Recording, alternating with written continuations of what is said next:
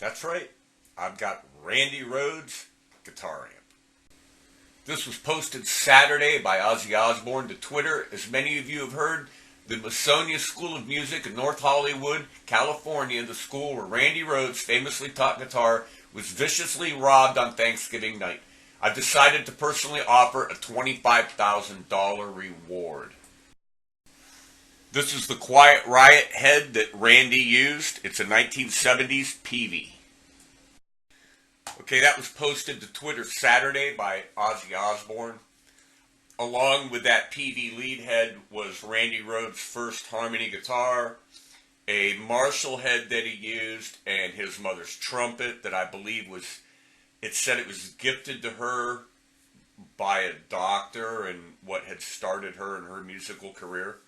And I had no idea that Randy and Quiet Riot used a Peavey Standard 130 watt lead head. And fear not, I have it.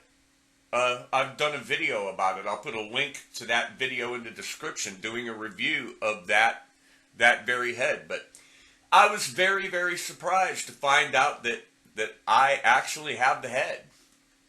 Now, I'm not saying that I've got the head that was stolen from the music school in California, or that it was in fact Randy Rhoads' head.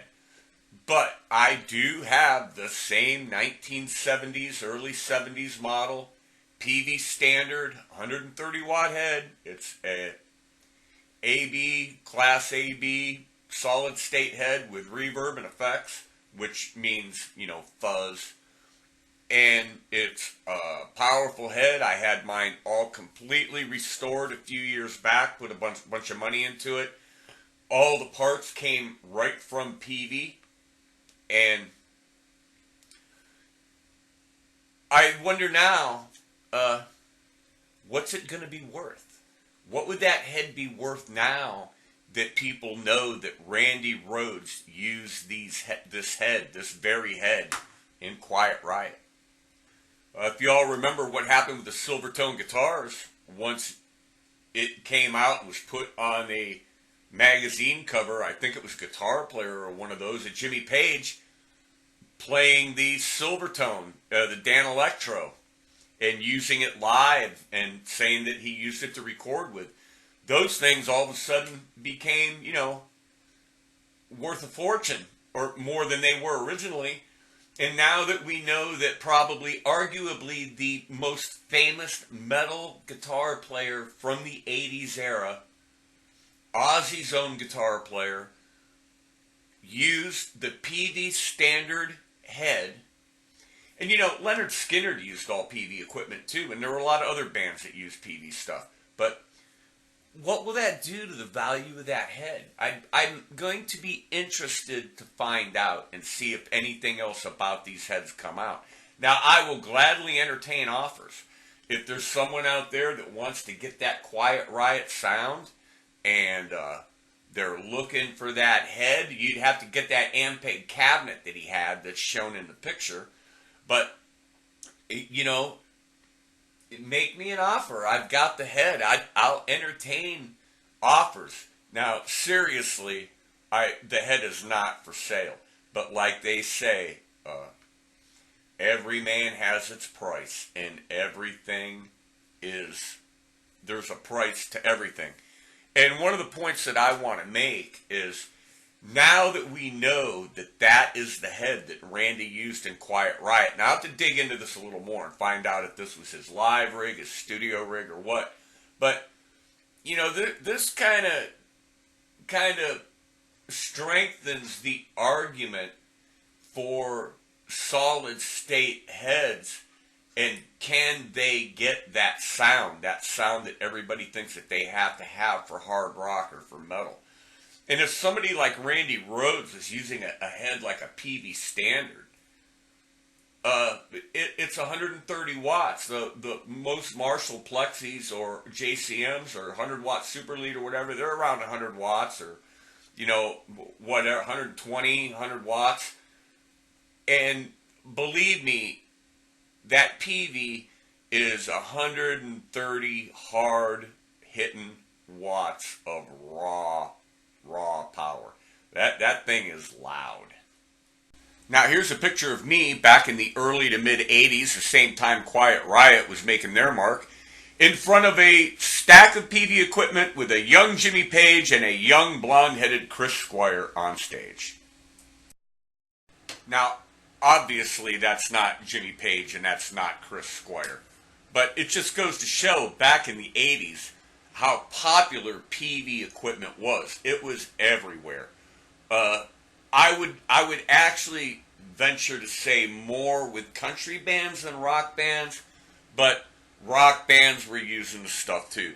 And Peavey was known for really big, huge, lots of watts, heavy duty equipment. I mean, this stuff was monstrous and it was big. And it was a foundation of sound in the 70s and the 80s. It was all American made. The stuff was built like tanks. If you can find it now, it still works. I own several Peavey amps. I've got a Peavey Classic that needs some work. It's like the one pictured in that picture. I've got the Peavey Standard head, monitor head. I've got a Solo 65 Bandit. I've got the Envoy that sits back here, back wherever it is. Peavey has been a staple. We had Peavey PAs. We always used Peavey mixing boards, Peavey power amps. I've even got a big old industrial Peavey power amp that's 400 watts a side. And that thing can really put out some watts. Now, the big question is, what kind of dipshit doofus goes and robs a place that has equipment like Randy Rhoads' amp, his first guitar, his mother's trumpet, a Marshall head? What are you going to do with this stuff? You know? You going to take it over to Russia? You going to sell it at an auction? You gonna show it around the neighborhood to your buddies for bragging rights? Are you going to hold it hostage? What are you going to do with it? You think people aren't out looking for this stuff actively? I'll bet there are Randy Rhoads fans right now that if they could catch this guy, he'd be in a whole world of hurt because they'd be willing to put a hurting on him, you know? And to go steal history like that, what are you going to do with it? Are you going to stash it under your bed? You're going to look at it? You're going to try to resell it? Who wants to buy it? Who's going to buy it? I know a lot of people. There are probably people out there that would, but it would be stupid. It would be a stupid thing to buy this equipment and think that you could not run into trouble owning it, or that, you know, this music school or somebody, the Randy Rhoads estate, is not going to want this back.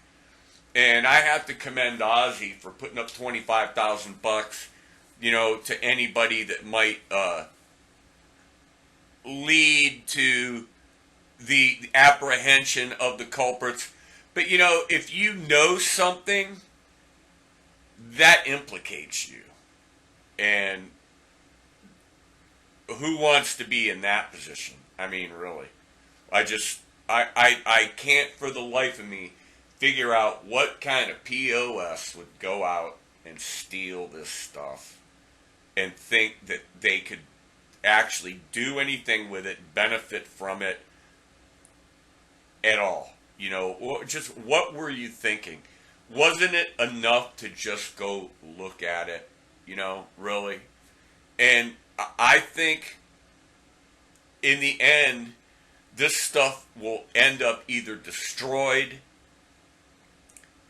or in the hands of somebody who doesn't really appreciate it, and they'll end up either destroying the stuff or throwing it in the ocean, or Lord knows. But you know, it's a sad state of affairs that in this day and age we got people that do this kind of stuff to rock and roll history. And you know, there might be more to this story that we don't know about. There very well could be more to this that we don't know about. I hope they find it. But my head is stored in my outbuilding. But I might bring it in and do another little demo of it. We'll see where this story goes. Like I said, I'll leave a link in the description to my video where I demonstrated the head a couple years ago.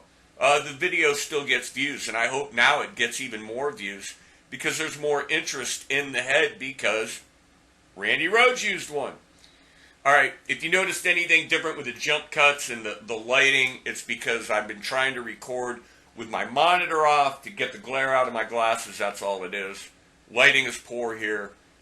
See how it works out. Alright, everybody, that's it. That's my rant.